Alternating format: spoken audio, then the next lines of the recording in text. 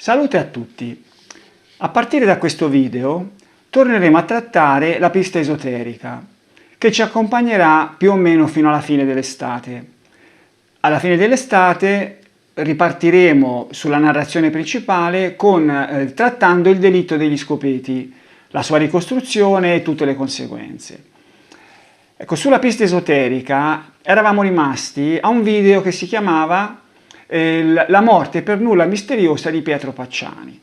Un video che più o meno partiva attorno al marzo 2001, quando il Giuttari e Canessa e il PM guardarono con un interesse nuovo la morte di Pacciani, che era avvenuta circa 3 anni prima.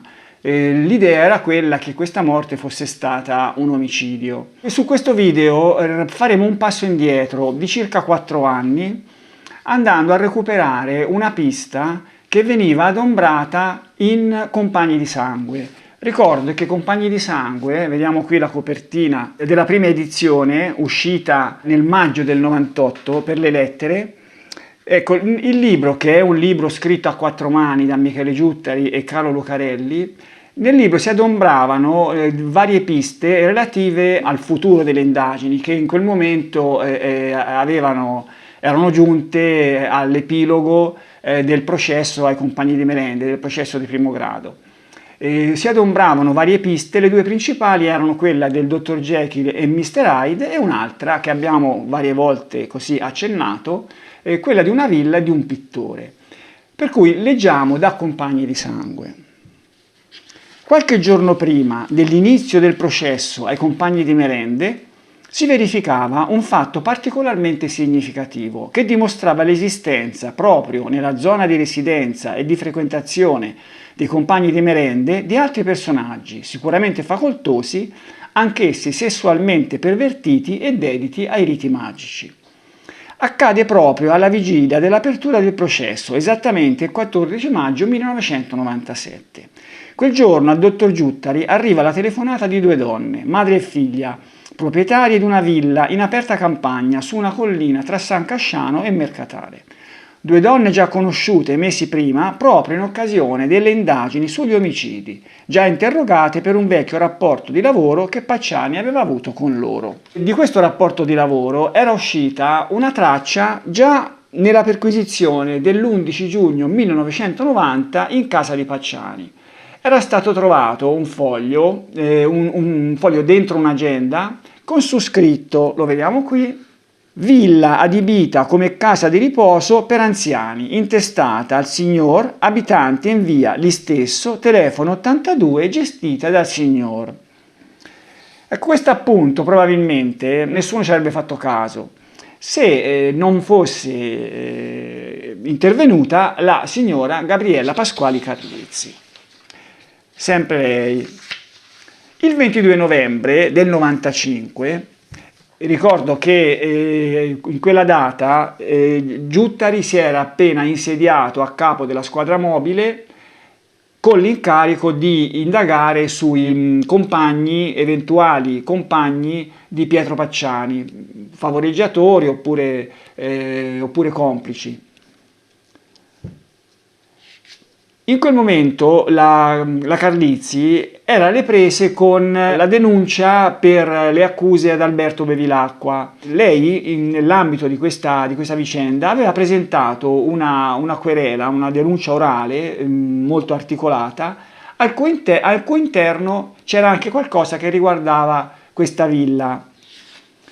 Allora, il testo di questa denuncia è riportato nel libro Il mostro a Firenze, che è un libro in diversi volumi, in particolare questa è nel volume Il mostro nei verbali 95-2002. Leggiamo. Nella primavera scorsa sono stata contattata da R.A., fotoreporter, il quale mi fornì spontaneamente gli atti relativi alla separazione giudiziale tra Bevilacqua e la di lui moglie. Ebbi l'impressione che questo fotoreporter, conoscesse molte cose del Bevilacqua, cosa di cui ebbi conferma quando mi raccontò di una relazione che intercorreva tra una sua amica di nome I e lo scrittore.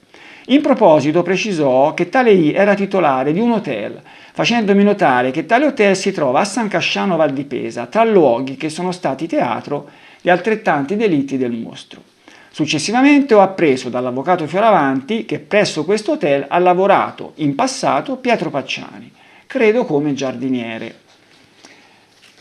Gabriella Carlizzi prima telefonò a questa ragazza chiedendo notizie appunto su Bevilacqua, con il quale pareva che secondo questo fotoreporter lei avesse avuto una relazione, ma trovò una specie di muro, cioè questa donna aveva paura, dice la Carlizzi che aveva paura e lei non insistette. Però naturalmente lei non era tipo da demordere la Carlizzi e andò di persona presso questo hotel. Allora, lì fu respinta in malo modo dal padre di questa ragazza e in questa denuncia, che racconta un po' tutta questa vicenda, alla fine si legge: l'atteggiamento del padre di I mi ha sorpreso in quanto non ritengo sia attribuibile al semplice timore di pubblicità. Questo perché i genitori della giovane donna sono al corrente della relazione della figlia con lo scrittore. Ed inoltre I è stata già protagonista della cronaca quando, in qualità di autrice di poesie, conobbe un personaggio molto importante, molto noto, e denunciò di aver subito molestie sessuali da parte dello stesso. E a quel punto, dopo aver ricevuto questa querela, questa denuncia della Carlizzi, con la notizia che Pacciani avrebbe lavorato in questa villa, la questura e la polizia andò a verificare, probabilmente nel dossier Pacciani trovò quell'appunto e andò presso la villa a interrogare questa ragazza.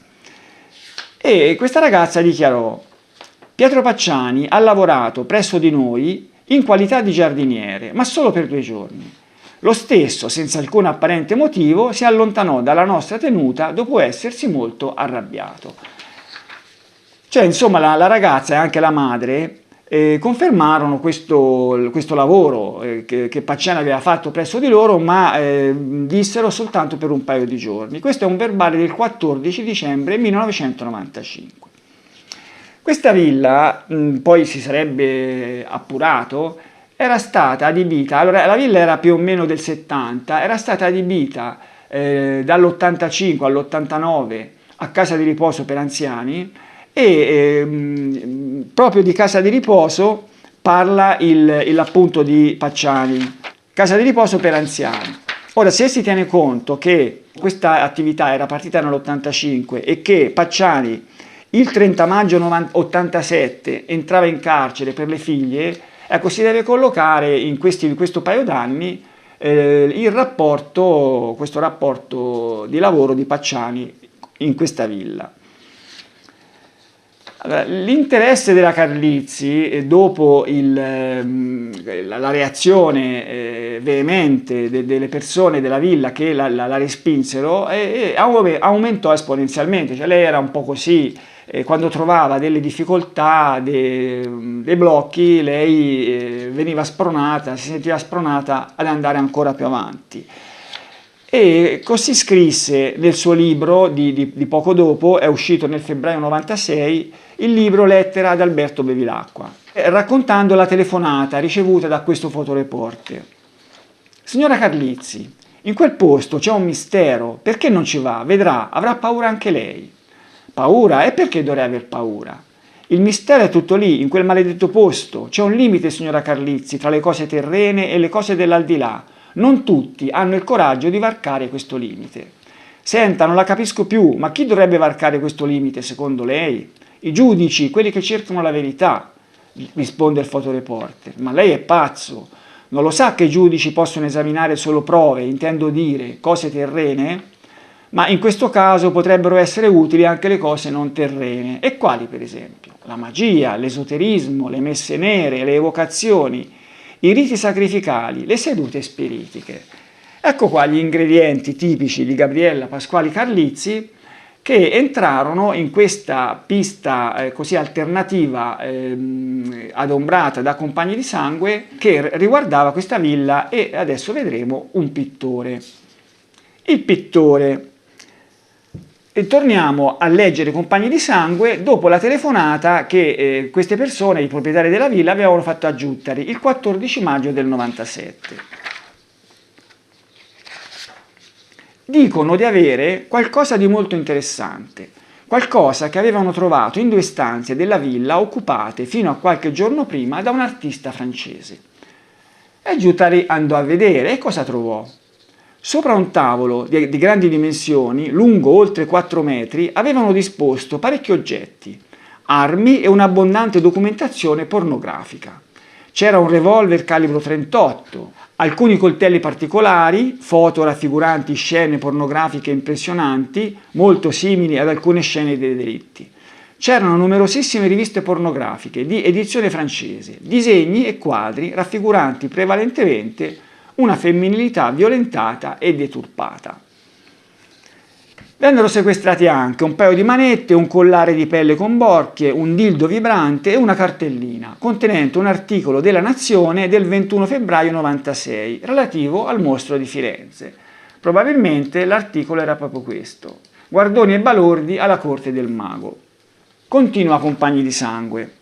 Tutto quel materiale appartiene a un pittore, tale CF, di origine svizzera, ma abitante in Francia, che per circa 3 anni aveva occupato 2 suite della loro villa.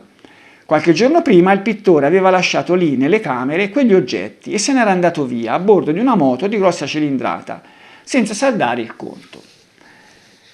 CF era un pittore abbastanza noto, un pittore che era quotato, aveva una quotazione. Ecco, ancora oggi c'è un sito che vende i suoi quadri, qui ne vediamo qualcuno. Sono disegni che vengono quotati qualche centinaio di euro, dai 200, 300, 400, roba del genere. Continua Compagni di sangue. Un personaggio strano, che finché aveva occupato quelle stanze si era fermato lì per la notte solo pochissime volte, soprattutto negli ultimi tempi, perché di solito dormiva in un furgone tipo camper, attrezzato per l'occasione. In pratica il pittore si intratteneva di giorno nella villa, dove riceveva i suoi clienti, ma poi andava via, ritornando solo il giorno successivo. L'uomo possedeva un terreno e una casa colonica in Emilia e una casa a Cannes. Di queste proprietà, prima di andar via, aveva lasciato alle 2 donne una procura speciale, rilasciata presso un notaio di Scandicci, per venderle e poter in quel modo pagare l'affitto delle stanze. Il racconto è strano e poco convincente. Ecco, si può notare che mentre prima si parlava di un personaggio strano, adesso si parla di un racconto strano. Per cui essere strano era il racconto delle 2 donne, non soltanto il pittore.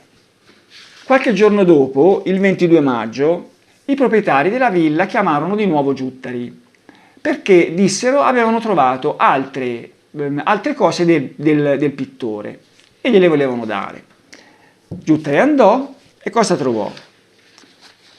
La testa di un manichino trafitta da vari oggetti acuminati, una scatola contenente ritagli di riviste con foto sadomaso, anche di donne con genitali e mammelle mutilate, numerose diapositive e negativi fotografici. E vabbè, ma il pittore? Il pittore se n'era andato, era sparito, era irrintracciabile.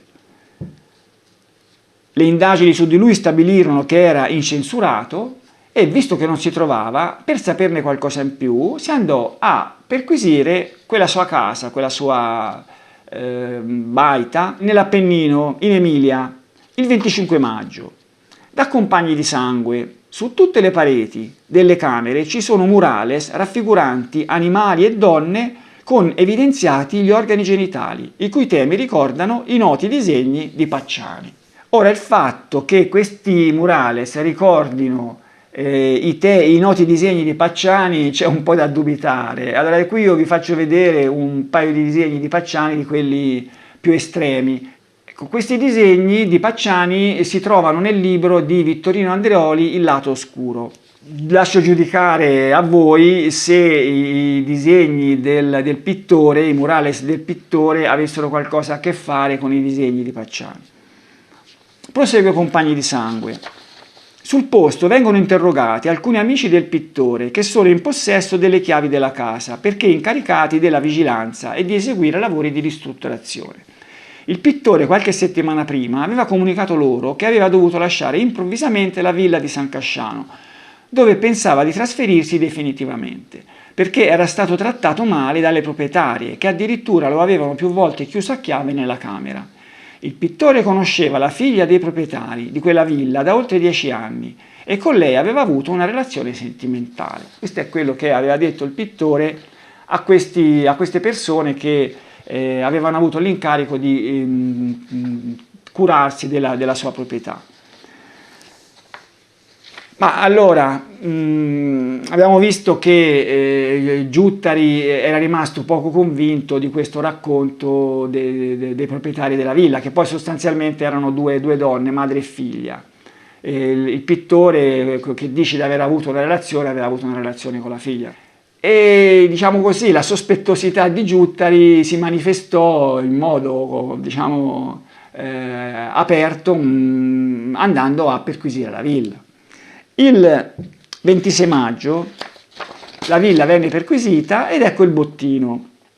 Disegni che riproducono autovetture di grossa cilindrata, di tipo sportivo e moto, sempre di grossa cilindrata, temi che ricordano i disegni di Pacciani rinvenuti nel corso delle varie perquisizioni a suo carico. Ecco, anche qui diamo un'occhiata. Ecco, questi sono due disegni, un'auto sportiva, un'auto un po' strana, reperibili nel sito di cui parlavo prima. Questi sono invece due disegni di Pacciani che riproducono delle auto. Lascio sempre giudicare a voi se ci sia una certa somiglianza tra l'uno e l'altro, cioè se il fatto che tra i tanti disegni dell'uno e i tanti disegni dell'altro ci fossero delle auto di grossa cilindrata sia un indizio di un qualche legame tra le due persone. A me non sembra. Questo cercare in modo disperato, io direi disperato, qualsiasi indizio che potesse far pensare che questi personaggi che stavano emergendo avessero avuto qualcosa a che fare con i compagni di merende, secondo me raggiunge il suo apice con il blocco Schizzenbrunnen. Leggiamo sempre da Compagni di Sangue. In questa perquisizione venne trovato c'è anche un blocco da disegno Schizzenbrunnen delle dimensioni di 34 x 48, recante sul retro il tagliando del prezzo di Deutsche Mark 19,60. Un blocco molto grande, 34 x 48. Evidentemente serviva al pittore per fare degli schizzi. Un blocco della stessa marca e tipo era stato sequestrato nell'abitazione di Pacciani in occasione della perquisizione eseguita il 2 giugno 1992. Anche i familiari del Rus, ucciso a Giogoli nel 1983, avevano consegnato alla polizia un analogo blocco da disegno utilizzato dal giovane ucciso. Risultano diverse solamente le dimensioni, essendo quello rinvenuto a casa di Pacciani della grandezza di 17 x 24 e quello a casa del tedesco di 24 x 33. Ed ecco qua il famoso blocco Schizzenbrunnen di Pacciani, un blocco che costituì una delle due prove principali della sua colpevolezza, insieme alla pallottola nell'orto, sulla quale adesso si vanno a fare, diciamo così, dei ragionamenti che mettono in dubbio la genuinità della prova. Allora, diciamo pure che il ritrovamento di questo blocco Schizzenbrunnen, di marca Schizzenbrunnen, tra le cose del pittore, averlo accostato al blocco di Pacciani, così a prima vista uno direbbe, caspita, ma guarda te, questo è un indizio, ma che indizio è? È veramente un indizio di niente. Io ho cercato di immaginarmi come avrebbe potuto costituire questo doppio blocco un indizio. Io penso l'unico modo sarebbe stato quello di pensare che una volta che Pacciani, ammesso e non concesso, che avesse preso questo blocco dal furgone dei tedeschi, se lo fosse portato a casa, il pittore o qualcun altro, diciamo qualcuno così dei mandanti, lo avrebbe visto a casa di Pacciani e avrebbe detto però che bel blocco, lo voglio comprare anch'io, e avrebbe comprato un blocco del genere. E poi questo blocco magari lo avrebbero comprato, sarebbe piaciuta la marca, l'avrebbero comprato ancora, fino ad arrivare a 15 anni dopo, 14 anni dopo, con il pittore che aveva un blocco di questo genere. Io penso che l'unico modo per considerare questo doppio blocco un indizio sarebbe questo, però mi sembra una cosa assurda, cioè non è un indizio francamente, no?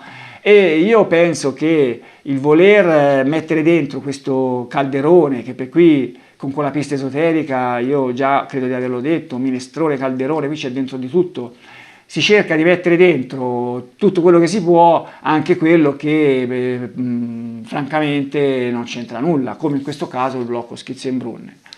Questa era una parentesi, la chiudiamo. Vediamo cos'altro venne sequestrato a casa di queste persone. Ci sono altri oggetti molto significativi e riconducibili all'esercizio di pratiche di magia nera, addirittura. E successivi accertamenti sui proprietari della villa consentono di appurare che si tratta di persone dedite ai riti di magia nera. Allora, qui si va da parlare del pittore a parlare dei proprietari della villa. Io non so in che modo i nostri investigatori fossero arrivati ad accertare che queste persone avrebbero esercitato la magia nera. A quello che so io ci fu un ex fidanzato della ragazza che disse che si diceva che ci fossero delle riunioni dell'occulto, di gente interessata all'occulto, ma non pare che lui le avesse viste, forse è per questo che si fanno queste ipotesi. Comunque, gli oggetti che facevano pensare a pratiche di magia nera, in questo caso del pittore, erano un ritaglio di giornali in lingua francese, riportante annunci di una medium, e lo vediamo qui.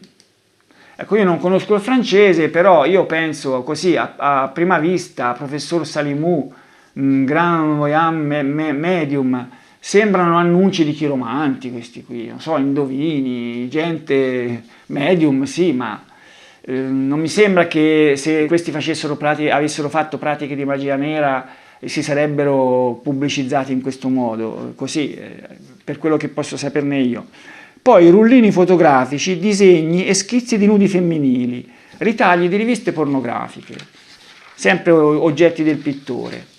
E poi qui c'è una cosa un po' davvero, una cosa un po' assurda, cioè si va a inserire questo elemento come se fosse un indizio che il pittore si interessava di magia nera, ma è così, vediamolo. Così viene descritto: quaderno a quadretti al cui interno è riportato un disegno formato da 5 rettangoli posizionati in modo da formare una croce. Allora, la croce è chiaro, no? Che la croce è un simbolo che entro un certo contesto può rappresentare qualcosa di magia nera. A parte che manca la parte superiore della croce, sono 5 rettangoli posizionati in questo modo che altro non sono che 5 tarocchi. Questi sono tarocchi che il pittore aveva fatto alla signorina Marlene Garcia. Qua c'è la sua data di nascita, era una ragazza del 72, per cui supponiamo che fosse del 97, una 25enne. Qua c'è il suo segno, Capricorno, probabilmente il suo ascendente Sagittario, che si collega con l'ora della nascita, 4-5 di mattina, e sono dei tarocchi. Il Papa, la Luna, la Temperanza, il Diavolo e gli Amanti. Ora io di tarocchi non me ne intendo, però insomma si fanno i tarocchi un po' anche come gioco, insomma, non so, si legge la mano, si fanno i tarocchi. Cioè che siano indizi di pratiche di magia nera veramente ce ne vuole. Comunque, vediamo quali furono le conclusioni di Giuttari. Ci sono significative coincidenze con l'inchiesta su compagni di merende. I proprietari della villa e l'artista francese risultano dediti alla magia, così come Pacciani e i frequentatori della casa di Indovino.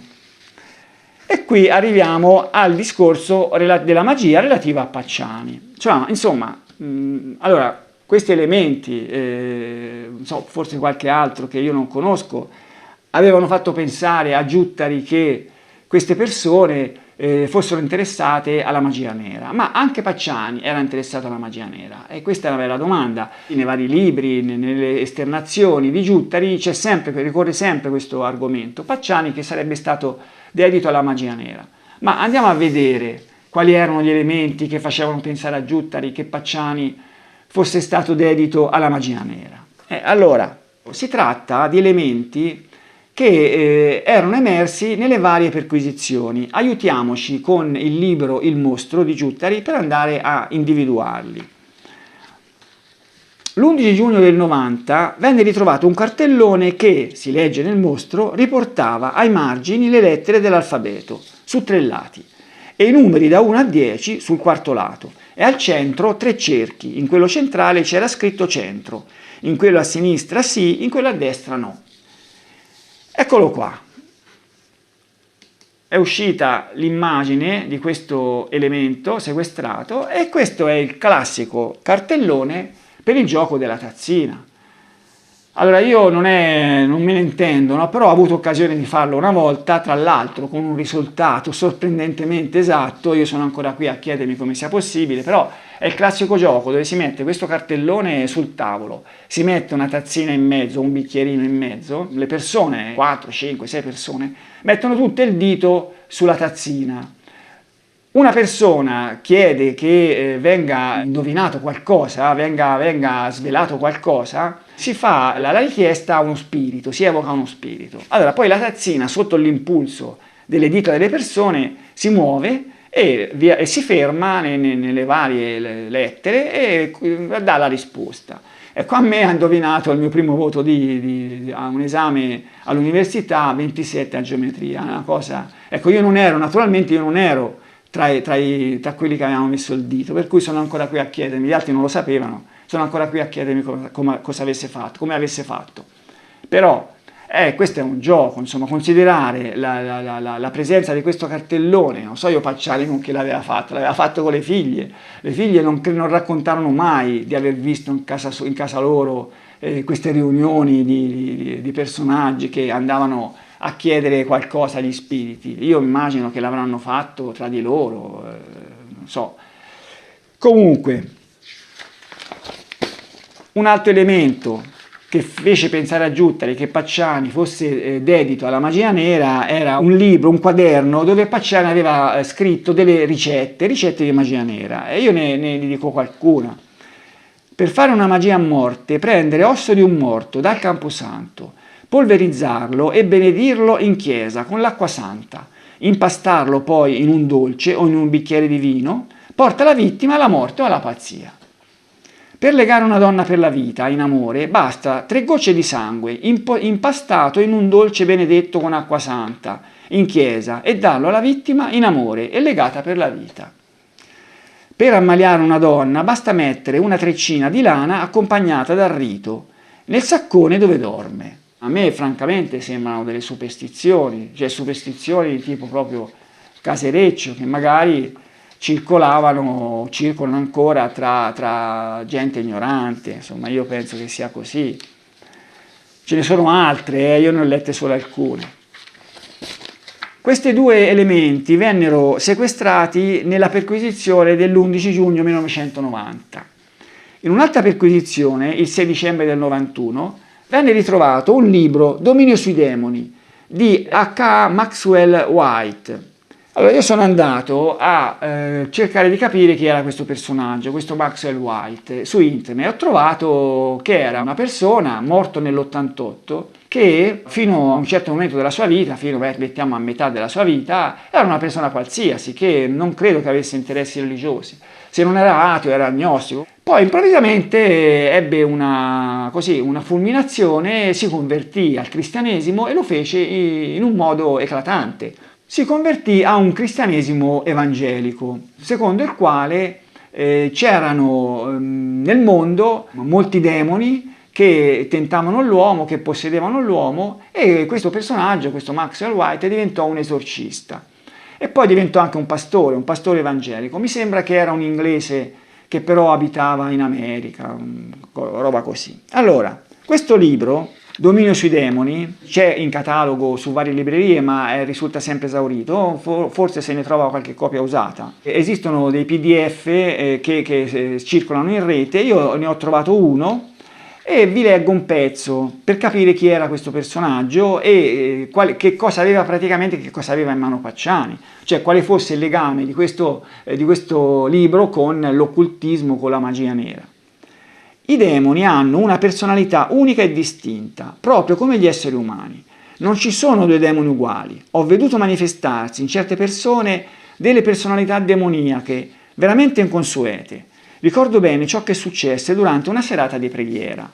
Quella sera la tosse era davvero insistente e rendeva difficile la predicazione. Improvvisamente lo Spirito Santo mi mostrò che ciò proveniva da un demone mandato per infastidire il predicatore e disturbare la riunione. Smisi di predicare e chiesi a tutti coloro che avevano tossito, stavano tossendo o sentivano l'impulso a farlo di alzarsi. Circa 15 persone si alzarono, sorprese da tale appello. Nel nome di Gesù rimproverai solennemente lo spirito disturbatore e, credeteci o no, nessuno tossì più per tutto il resto dell'incontro. E io penso che queste persone avessero tutte l'impulso di tossire, ma che non lo avessero fatto per non rovinare così il miracolo che il predicatore aveva fatto. Che cose meravigliose avvengono quando, come figli di Dio, esercitiamo la nostra autorità, ma troppo spesso il diavolo riesce a farsi beffe di noi. E insomma, considerare questo libro come un libro che testimoniava l'interesse di Pacciani per i demoni, per la magia nera, mi sembra veramente fuori luogo. Un altro libro, che è un opuscolo più che libro, sequestrato nella stessa giornata, si chiamava Pericolo di morte. Leggiamo ancora l'opuscolo dal titolo Pericolo di morte, in cui si parlava dei pericoli rappresentati dalla magia e dal satanismo. Il testo era distribuito dalla libreria evangelica CLC, sita in Firenze, via Ricasoli 97. Allora, cos'è la CLC? C'è un sito dove si spiega che cos'è questa CLC. Centro del Libro Cristiano. La CLC è un'organizzazione missionaria evangelica interdenominazionale che opera a livello mondiale. Fu fondata in Inghilterra nel 1941 e attualmente ha la sua sede internazionale a Sheffield. La CLC si propone di rendere disponibili in ogni nazione libri ed altre pubblicazioni cristiane affinché le persone possano pervenire alla fede nel Signore Gesù Cristo e possano progredire nel loro cammino verso la maturità spirituale. A questo scopo la CLC ha già avviato la sua attività di diffusione di letteratura cristiana in più di 50 paesi nel mondo e ogni anno raggiunge nuove nazioni. Allora, non si può certo pensare che questo opuscolo, del quale non ho il testo, potesse contenere qualche elemento che fosse un indizio degli interessi di Pacciani per la magia nera o l'esoterismo, l'occultismo. Mi sembra fuori luogo davvero. Io penso che questi due opuscolo libro fossero arrivati nelle mani di Pacciani tramite questi personaggi che vanno in giro e che cercano di convertire la gente, insomma di interessare la gente al loro credo, lasciano magari qualcosa e sperando di avere qualcosa indietro. Io penso che Pacciani non ha dato nessuna offerta. A dire il vero ci sarebbe un altro opuscolo dal titolo Satanismo, del quale però non ho trovato niente perché il titolo è troppo generico, non c'è l'autore né in Compagni di Sangue, nel mostro. Allora, io concluderei dicendo che difficilmente si può pensare che Pacciani in base a questi elementi fosse dedito alla magia nera, no? Cioè al massimo poteva essere una persona superstiziosa, ma io vorrei ribadire un altro fatto, cioè come si vede questa pista esoterica si nutriva di questi elementi che di per sé non rappresentavano nulla, cioè era come un pentolone nel quale si buttava dentro di tutto sperando che gira gira uscisse fuori qualcosa di valido e lo Schizzenbrunn trovato dal pittore butta dentro quello, i libri di Pacciani, Dominio sui demoni butta dentro quello e così via, insomma. E le cose erano queste. Riprendiamo da Compagni di Sangue, riguardo la villa e il pittore. Pacciani aveva frequentato sia la casa di Indovino che la villa, quest'ultima a dire del proprietario come giardiniere. Di Indovino parleremo tra molti video, che poi credo che si chiamasse Indovino di cognome, poi Indovino forse venne dopo quando si dedicò a questa attività di Indovino, di chiromante. Il pittore realizzava disegni e quadri aventi gli stessi temi di quelli di Pacciani. Tra il materiale sequestrato c'era una rivista francese che riproduceva nudi femminili con varie menomazioni, come il taglio del seno sinistro e del pube, proprio di quelle parti che nel concreto la banda di mostre aveva realizzato. Ma io questa rivista non l'ho vista, non c'è nella documentazione che è uscita, ma se fosse vero che c'era il taglio del seno sinistro e del pube, cosa si dovrebbe pensare? Che quelli della rivista avevano copiato il mostro, oppure la rivista era più vecchia e aveva dato l'ispirazione al mostro, ma non lo so, al mostro o comunque alla setta. Che è veramente il pittore? Un ispiratore? Un ideologo di quelle torture sessuali che rappresentavano i suoi quadri, ma che venivano realizzate da altri? O semplicemente un ammiratore affascinato di quei delitti e di quei luoghi? Fa parte di quel secondo livello, appena sfiorato dall'inchiesta bis? La villa che lo ha ospitato è stata luogo di riunioni particolari tra le persone interessate a quegli omicidi, una specie di club riservatissimo composto da pervertiti con tendenze sadiche dediti a riti satanici? Per sciogliere gli interrogativi bisognerebbe rintracciare il pittore, ma questi fa subito perdere le proprie tracce anche in Francia, dove risulterebbe essersi recato dopo aver lasciato improvvisamente San Casciano. Tutti i tentativi finora svolti hanno dato esito negativo. Il consolato svizzero, la polizia francese, i suoi amici emiliani è come svanito nel nulla. Non si fa sentire nemmeno per chiedere notizie sul sequestro della sua proprietà. E questo era il problema all'epoca, che questo pittore non si trovava, non si poteva sentire da lui il significato di quegli oggetti che aveva lasciato, eventuali rapporti, non so io, esoterici con i proprietari della villa. Non c'era lui e le indagini non potevano andare avanti. Allora, in mancanza di meglio, si fece questo, si prese il materiale che era stato sequestrato e si affidò a due luminari, Ugo Fornari e Marco Lagazzi. Si erano già occupati della perizia su Lotti e Pucci e questo materiale venne affidato a loro. Non si sa il loro lavoro a che risultati avesse portato, non c'è documentazione. Però c'è qualche dichiarazione di Fornari che fece al Maurizio Costanzo Show del 19 maggio del 98. Ecco, questo Maurizio Costanzo Show si occupò proprio del libro Compagni di Sangue, che era stato presentato in conferenza stampa il giorno prima. Purtroppo io non lo vidi all'epoca e non esiste la registrazione su YouTube. Vi parteciparono diversi personaggi, vi partecipò Lucarelli, Renzo Rontini, Francesco Bruno, Nino Filastò, Giampaolo Curandai, che era un avvocato di parte civile al processo Compagni di Merende, e appunto Ugo Fornari. Mancava Giuttari, questo l'abbiamo già visto in un video passato, al quale espressamente il Ministero dell'Interno aveva vietato la partecipazione. Sulle pagine fiorentine di Repubblica del 20 si leggono alcune dichiarazioni di Fornari. Ugo Fornari ha rivelato dettagli inediti sulla nuova inchiesta. Sto lavorando sul secondo livello dei delitti per incarico della Procura di Firenze. Alcune cose non posso dirle.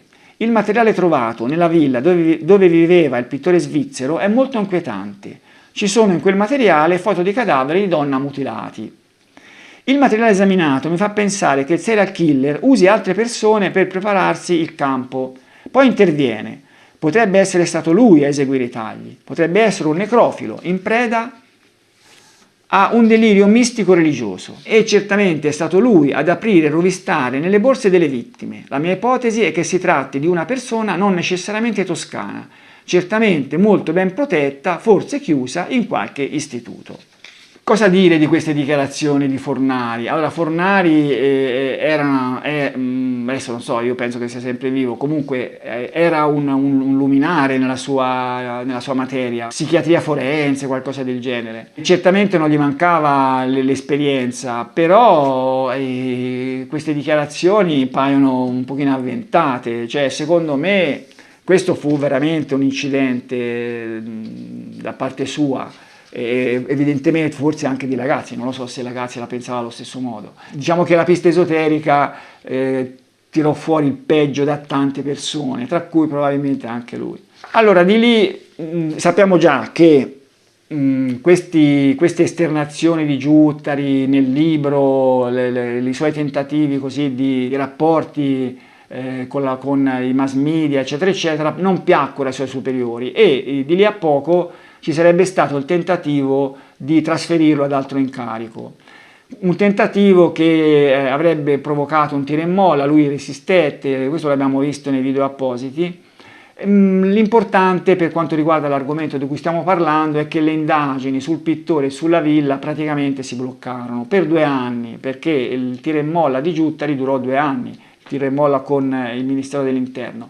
La vinse lui, e quando tornò a capo della squadra mobile e alle indagini sui mandanti del mostro, nell'estate del 2000, di lì a poco riprese a indagare anche sul pittore e sulla villa. Il pittore continuava a essere uccel di bosco e si andò a interrogare varie persone che avevano lavorato quando nella villa c'era l'attività di casa di riposo. Persone che si lamentarono dei comportamenti dei proprietari nei confronti loro, ma anche nei confronti dei ricoverati, però elementi che potessero far pensare al fatto che all'interno di questa villa si praticassero messe nere, riti satanici, roba del genere, non ce ne furono. Nessuno disse che aveva notato qualcosa del genere, anzi tutti dissero che non avevano notato così pratiche di questo tipo, persone che potessero far pensare a pratiche di questo tipo. Ma allora c'era sempre questo pittore che mancava. Giuttari e Caressa si interessarono di altri argomenti, ma al marzo 2001 arrivò un fax a Giuttari, lo vediamo qua. Illustrissimo capo della squadra mobile, dottor Michele Giuttari Firenze, la sottoscritta Gabriella Pasquali Carlizzi chiede alla signoria vostra di essere ascoltata come persona informata sui fatti, nell'ambito delle indagini relative alle cause della morte di Pacciani Pietro. Ecco, era appena uscito da qualche giorno sui giornali la notizia che la squadra mobile aveva iniziato a indagare sulla morte di Pacciani. E Gabriella Pasquali Carlizzi si voleva proporre come, voleva fornire delle informazioni, così dice. Allora, su Pacciani, sulla morte di Pacciani, io penso che la Carlizzi non sapesse niente, sapeva quello che sapevano tutti, quello che tutti potevano leggere sui giornali. Però io penso che fu lei a dare a Giuttari una notizia importante riguardante il pittore. Allora, la donna fu interrogata innanzitutto per 10 ore, sabato 7 aprile, 10 ore, e poi sembra anche il giorno dopo, la domenica. Giuttari dichiarò ai giornali il giorno dopo: dall'interrogatorio non è emerso niente di rilevante. Beh, allora, questa cosa sembra un po' strana, perché 10 ore per giungere alla conclusione che la donna non disse niente di rilevante mi sembrano un po' troppe. Cioè, se la donna non sapeva nulla si poteva capire un po' prima, non so, un'ora, ci voleva un'ora, ci volevano 2 ore, ma 10 ore. Io penso che la donna avesse detto molte cose, e tra queste cose aveva detto anche, forse, io penso, aveva detto che era uscita una rivista in lingua francese, una rivista svizzera in lingua francese, dove c'erano informazioni importanti relative al pittore. Leggiamo su Repubblica del 9 aprile. Il settimanale elvetico di Manche.ch, io lo leggo come è scritto, di Mance sarà, ha rintracciato CF, il pittore cinevrino che il capo della mobile Michele Giuttari vuole interrogare sui delitti del mostro. In un servizio intitolato CF, non sono il mostro di Firenze, il giornalista Paolo Mariani lo descrive come un uomo di 65 anni che dice di essere malato, si muove a fatica e dichiara di non aver avuto un solo momento di pace dal 76, quando fu denunciato per oscenità per alcuni suoi dipinti. CF, racconta il giornalista, cade dalle nuvole quando gli diciamo che l'affare del mostro sta di nuovo dispiegando le sue ali attorno a lui. Dell'Italia si dichiara disgustato. Dice di aver soggiornato per lo più in una piccola casa, per metà in rovina, a Tredozio, sull'Appennino, e per un breve periodo a San Casciano, in uno stabilimento gestito da una famiglia di truffatori da cui sono fuggito appena ho potuto. C'è un complotto contro di me, qualcuno vuol farmi fare il capro espiatorio, ma sono io la vera vittima e si scaglia contro la famiglia che lo ha ospitato a San Casciano. Mi hanno rubato tutto, i miei effetti personali, i miei mobili, le mie carte, le mie opere, persino i miei ricordi. Allora, vediamo qui il pittore come sarebbe comparso in un'intervista poi passata su una trasmissione della RAI Porta a Porta, della quale parleremo nel prossimo video. Giutta ripartì subito naturalmente per Cannes e il 9 aprile, quello stesso 9 aprile, riuscì a rintracciare il pittore che poi lo seguì a Firenze. Ecco, bisogna pensare che questo pittore era in corso come minimo nel reato di detenzione illegale di un'arma, cioè quella pistola che era stata trovata tra le sue cose non era una pistola denunciata, lui non aveva un porto d'armi, per cui aveva come minimo questo reato, che non è un reato da poco. E poi c'erano tutte le accuse dei proprietari della villa, insomma, quello che io dico è che la sua propensione a collaborare con gli inquirenti italiani doveva essere abbastanza buona. In sostanza lui comunque li seguì in Italia e il 12 aprile venne interrogato. Poi venne anche portato a un sopralluogo nella villa o comunque nei territori attorno, non si sa bene che cosa disse, ma sicuramente convinse gli investigatori che lui era estraneo a eventuali messe nere e probabilmente nel fare questo, diciamo così, dette addosso forse ai proprietari della villa, credo. Sul Corriere del 14 aprile 2001, cioè 2 giorni dopo il suo interrogatorio, si legge: esce dall'inchiesta sui delitti del mostro di Firenze il pittore franco-svizzero CF. Un tempo indagato, adesso è stato sentito dagli inquirenti come persona informata dei fatti.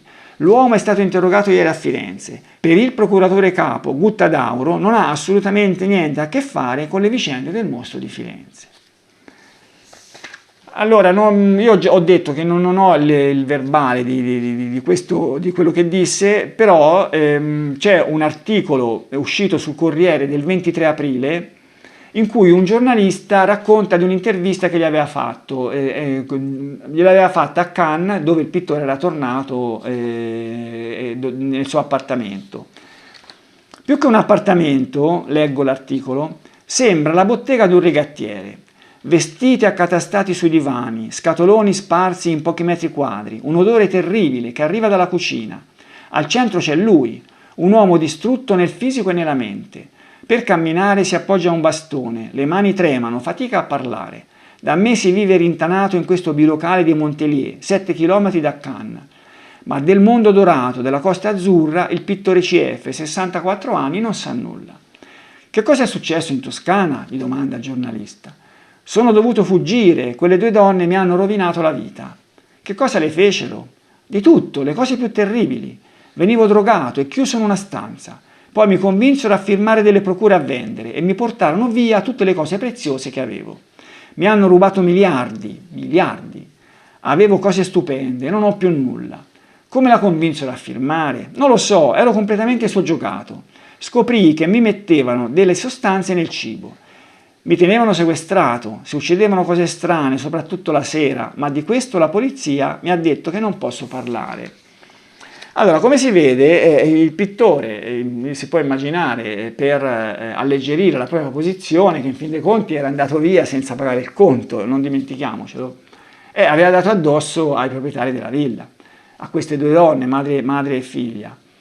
E poi aveva raccontato molto probabilmente di qualcosa che riguardava queste presunte messe nere, queste cose qua. Ora, bisogna vedere se era vero.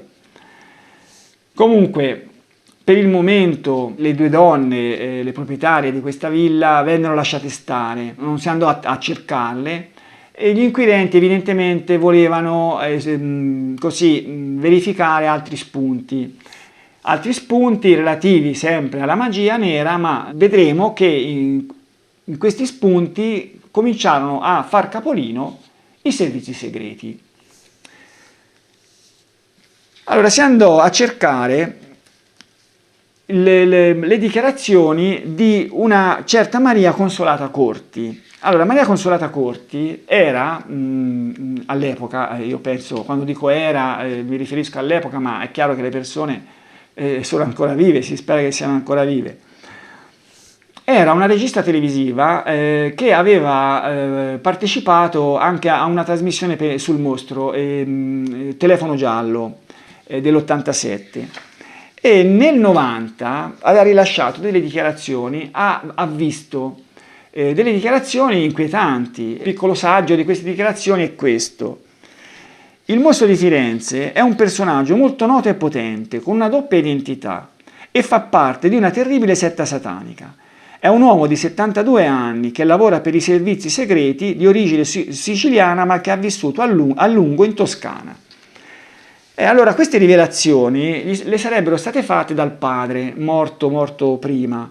Questo articolo, che è del 90, suscitò la curiosità della SAM, la squadra antimostro, che andò a interrogare la donna. E però la donna, questo nome che le avrebbe fatto suo padre di un personaggio che sarebbe stato il mostro di Firenze, non venne fuori, per cui la sua testimonianza fu considerata alla stregua di tante altre che non avevano, diciamo, valore. Allora, il 24 maggio del 2001, Giuttari e Canessa, che avevano evidentemente recuperato il dossier di questa Maria Consolata Corti, andarono a trovarla a Torino e la interrogarono. Io non ho il verbale originale, la fotocopia, però esiste un articolo del 15 settembre 2001, uscito sul Messaggero, a firma di Rosanna Santoro. Questo articolo, integralmente, a dire dell'autore, venne pubblicato sul libro Il mostro di Firenze di Fabio Fox Cariani, nel 2003. Allora, ecco alcune parti del verbale che viene riportato in questo libro. Mio padre L, morto in circostanze misteriose a 54 anni, aveva sospetti su quel collega. L'ho capito dopo, ricordando un episodio. Quando vivevo a C, nella casa dei miei genitori, un giorno ho trovato in cantina uno degli aeroplanini di carta che papà faceva per uno dei miei bambini. Per quello aveva usato un foglio dove c'era un appunto con il nome di X e una nota che diceva più o meno: tutte le piste portano a lui, possibile che nessuno se ne accorga? Nel 75 mio padre venne ricoverato in una clinica romana per un sospetto tumore. Venne operato e poi trasferito in ospedale, in rianimazione. Prima di morire disse: assassini, siete una mafia. Chiedemmo un'autopsia alla presenza di un nostro medico, ma la fecero in fretta e furia dicendoci: è venuto un dottore che ha detto di essere stato mandato da voi. Non era vero. Presentammo una denuncia alla procura di Roma che venne archiviata. Allora, naturalmente queste parole fecero pensare a Giuttari e a Canessa che a Roma c'era qualcuno che voleva insabbiare. C'erano questi potenti che proteggevano la setta, chiamiamola la setta. Comunque prosegue il verbale della Corti. Nell'87 mi occupai del mostro per la trasmissione Rai per cui lavoravo, come ho detto, Telefono Giallo, e mi tornarono in mente l'aeroplanino, le ultime parole di mio padre. Chiesi un appuntamento a quell'uomo con una scusa. Al secondo incontro mi propose un lavoro illecito. Dovevo trovare persone disposte ad acquisire titoli accademici e nobiliari falsi. Dissi di no. Capii che sospettava che avessi intuito tutto. Mi voleva inguaiare, poi ci siamo visti altre volte. Lui ha iniziato a fidarsi. Mi ha raccontato che molti anni prima si era innamorato di una ragazza, allontanata da lui e dalla famiglia. Disse che aveva iniziato a odiare le persone che si amano. Mi confessò di essere entrato in una setta che uccideva uomini e donne al momento dell'accoppiamento, che aveva commesso anche altri delitti oltre a quelli attribuiti al mostro di Firenze, ma che i cadaveri non erano mai stati trovati. Mi raccontò particolari tremendi, che aveva tagliato pube e seni di alcune delle sue vittime con un coltello multiuso. La setta li usava per dei macabri rituali, ritenendo che durante l'atto sessuale vengono liberate energie che possono essere utilizzate per curare malattie o aumentare la forza fisica. Ero terrorizzata, andai alla Mobile di Roma a raccontare tutto, ma mi dissero di lasciar perdere. Ma allora questi deliri di questa donna, io non so come vennero presi da Giuttari e Canessa. Secondo Fox Cariani e anche secondo l'articolo del Messaggero vennero considerati con attenzione. Ma io non so, certo, dentro c'erano tutti gli ingredienti che avrebbero caratterizzato la pista esoterica, per cui si può pensare che fossero stati proprio questi a ingolosire i nostri investigatori.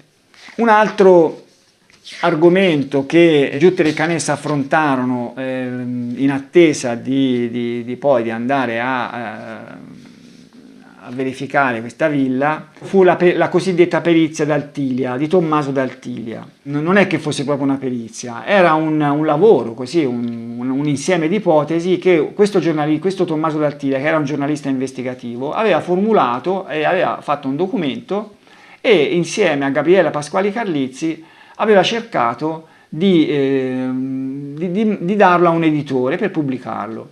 Ma i due non c'erano riusciti. Probabilmente c'erano due copie di questo lavoro, due copie cartacee, e le avevano date a un altro giornalista investigativo, un certo Cantarelli, Paolo Cantarelli, sperando che lui sarebbe riuscito dove loro non erano riusciti. Ma anche Cantarelli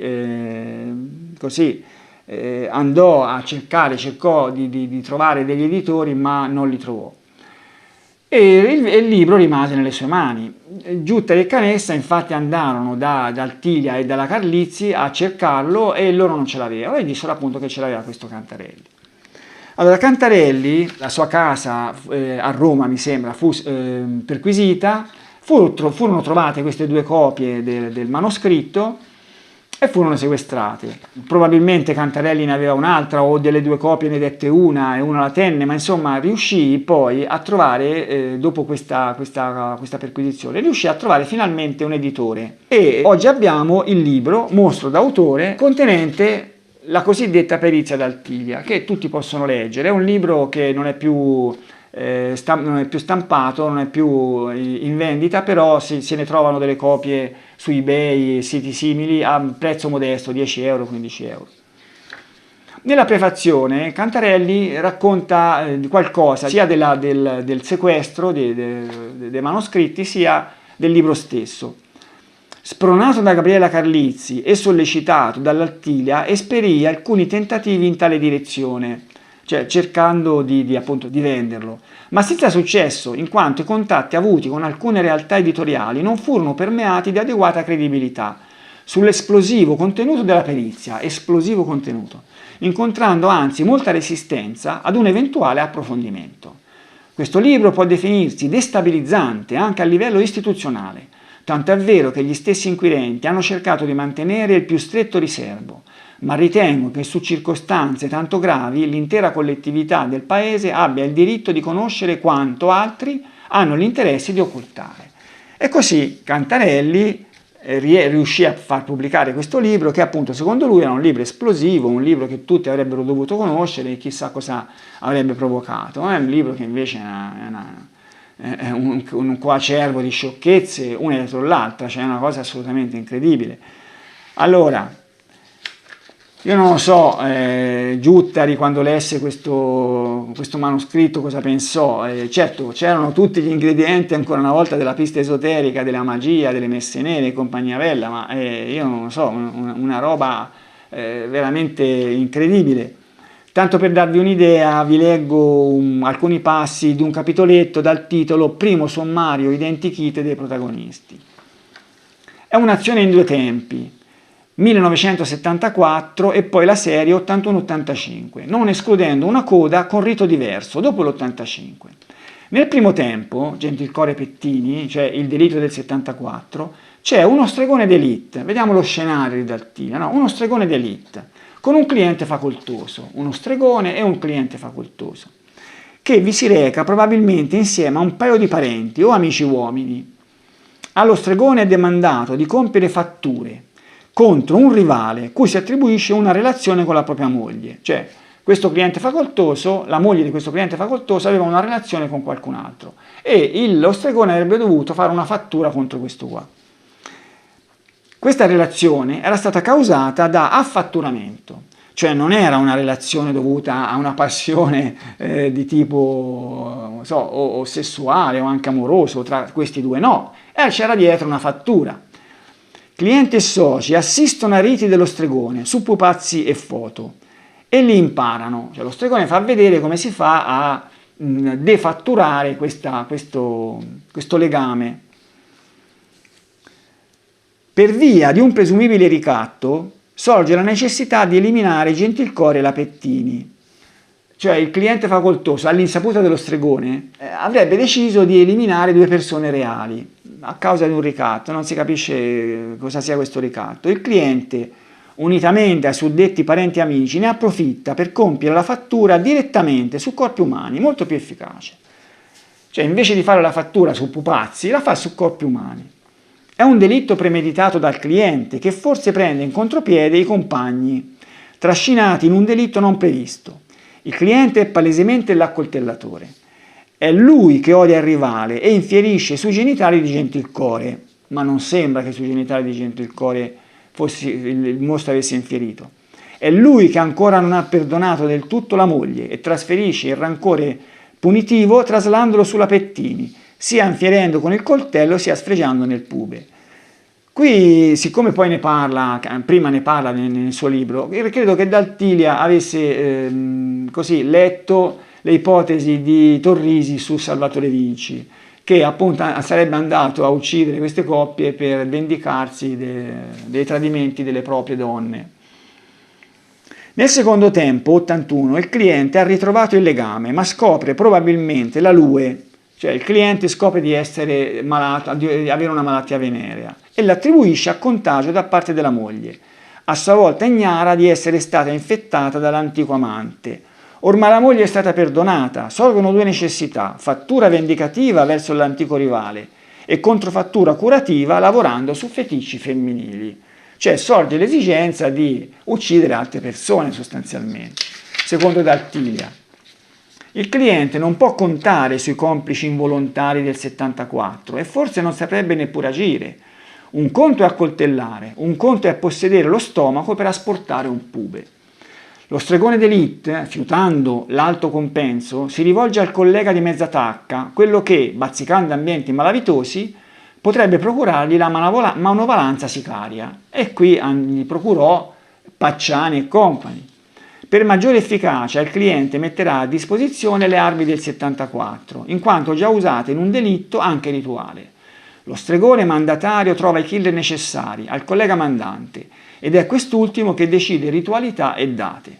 Comincia così la serie nuova, controfattura più fattura, che parte dal giugno 81, Denuccio Foggi. E questa è l'ipotesi di Daltilia cioè un delitto del 68 che non c'entra. Ricordo che per Daltilia il delitto del 68 fu compiuto con una pistola diversa e il fatto che i bossoli trovati nel faldone fossero dello stesso tipo di quelli del mostro fu dovuto a un depistaggio. C'è tutto un ragionamento sui quanti proiettili, i colpi delle pistole che ho già illustrato nel video apposito, un video che si chiama Depistaggi, complottismi e cesellatori di proiettili e che qui non è il caso di replicare, ma insomma questa perizia, chiamiamola perizia, ma perizia non è una roba assolutamente impresentabile. Ancora un elemento che in quei mesi venne verificato da Giuttera e Canessa, le sorelle di Genova. Da Repubblica del 7 agosto, qui arriviamo quasi alle ferie, negli ultimi mesi in questura sono arrivate alcune lettere anonime ritenute particolarmente interessanti. Nei messaggi si parla di magia nera, dietro agli omicidi della Calibro 22, si offrono dettagli che solo chi è ben informato può conoscere e si invita la polizia a cercare una donna genovese, descrivendola ma senza rivelarne l'identità, che molto saprebbe sulla vicenda. Cioè queste lettere anonime indicherebbero che una donna di Genova saprebbe tante cose. La donna è stata rintracciata a Genova dalla squadra mobile, nei giorni scorsi è stata interrogata, così come la sorella, e i loro appartamenti sono stati perquisiti. Dal faccia a faccia un indizio. Pacciani frequentava i vicoli di Genova, la zona a luci rosse delle lucciole da marciapiede, fra la fine degli anni 70 e l'inizio degli 80. Ma come andava Pacciani con la 500? A quel tempo c'aveva la 500. Particolare da chiarire, l'ultima di queste lettere anonime è stata consegnata già aperta in questura e in ritardo rispetto al giorno del suo arrivo a Firenze. La procura ha già sentito l'ufficiale di polizia giudiziaria che l'ha ritrovata per primo, per chiarire l'elemento. E qui mi viene quasi in mente l'ultima questione delle 3 lettere con il proiettile dentro, che pareva che fossero state consegnate a mano da un fantomatico mostro così intramato con i poliziotti, e poi invece si è scoperto che, pur non essendo affrancate, erano state portate dal postino. Allora, ci sono altri articoli sparsi nei giornali di queste 2 prostitute di Genova, che avrebbero anche avuto così una volpe impagliata con dentro una cassetta contenente immagini che avrebbero rivelato chi era il mostro di Firenze o qualcosa del genere, ma insomma è una storia questa che non avrebbe prodotto nulla, per cui era una cosa, tutta una roba inventata, cioè una cosa che non portò da nessuna parte.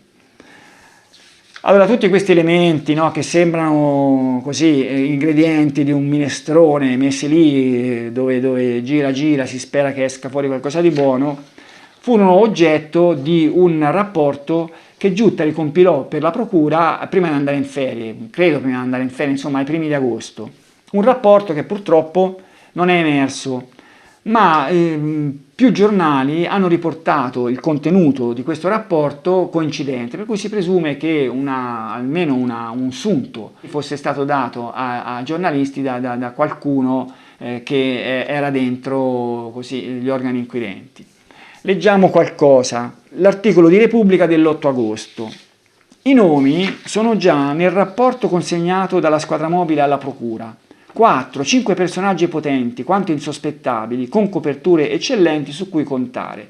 Sarebbero stati loro a ordinare omicidi e feticci per celebrare i riti di una setta composta da almeno una dozzina di persone. Secondo il rapporto, l'ipotesi della setta spiegherebbe almeno 2 punti oscuri. La ritualità delle esecuzioni, stessa pistola. Stessa pistola, ma perché dovrebbe cambiare la pistola? Se uno ha quella, usa quella. Stesso coltello. Anche qui, a parte che non si può stabilire come con la pistola, visto che ci sono i bossoli, che era sempre la stessa, non si può stabilire che il coltello fu sempre lo stesso, ma anche se fosse stato, sarebbe stato il coltello che la persona che uccideva aveva, insomma. Cioè non vedo la ritualità. Notti senza luna, anche questo, non è vero che le notti erano senza luna, non tutte. E poi la maggior parte delle volte la luna non era nemmeno sorta, era sotto l'orizzonte. Mutilazioni e l'arricchimento di Pietro Pacciani, ecco un elemento che spiegherebbe, secondo questo rapporto, l'arricchimento di Pietro Pacciani. Abbiamo già visto su questo arricchimento quanto si fosse così infiocchettata la cosa. Nel rapporto si esclude dalla serie l'omicidio del 68, considerato un delitto passionale, e si parte dal 14 settembre 74. Ricordo l'ipotesi, che tra l'altro è uscita recentemente anche ribadita da Giuttari, che nel 68 avrebbe ucciso Francesco Vinci e che poi avrebbe ceduto la pistola a chi avrebbe ucciso in seguito. Quella notte per la setta sarebbe stata la prova generale del 74, l'inizio di un percorso chiuso l'8 settembre 85 a San Casciano, una scia di sangue e mutilazioni, in cui il numero 7 compare a più riprese. Il numero 7 sarà perché ci sono di mezzo le 7, non lo so. 7 duplici omicidi, 14 vittime, 7 per 2. Una pausa di 7 anni fra il primo delitto del 74, un altro 7, e il secondo della serie, il 7 giugno 81. Però poi il 7 non c'è più. Ma nel rapporto il capo della squadra mobile, Michele Giuttari, punta l'attenzione su altri misteriosi casi mai chiariti. 5 le vittime, tutte assassinate e bruciate. Le vittime si sa bene quali sono. Francesco Vinci, Angelo Vargiu, Milvia Mattei, Milva Malatesta e il figlioletto Mirko. C'è già un video, Giuttari torna e pensa al mostro, nel quale ho raccontato di questi omicidi, ma che questi omicidi potessero essere collegati alla vicenda del mostro di Firenze è una cosa assolutamente opinabile, cioè non esiste nessun elemento che lo faccia pensare, se non il fatto che c'erano così delle conoscenze tra queste persone e altre persone che a loro volta avrebbero avuto qualcosa a che fare con i delitti. Erano tutte persone così ai margini della malavita o della prostituzione, per cui il fatto che fossero state uccise è spiegabile con questo loro essere, insomma. Continua l'articolo. Ma se questi delitti erano già stati presi in considerazione nei mesi scorsi, adesso se ne aggiunge un altro, ancora più misterioso. L'omicidio di una donna trovata anche lei carbonizzata vicino a Calenzano, accanto a una Golf rubata.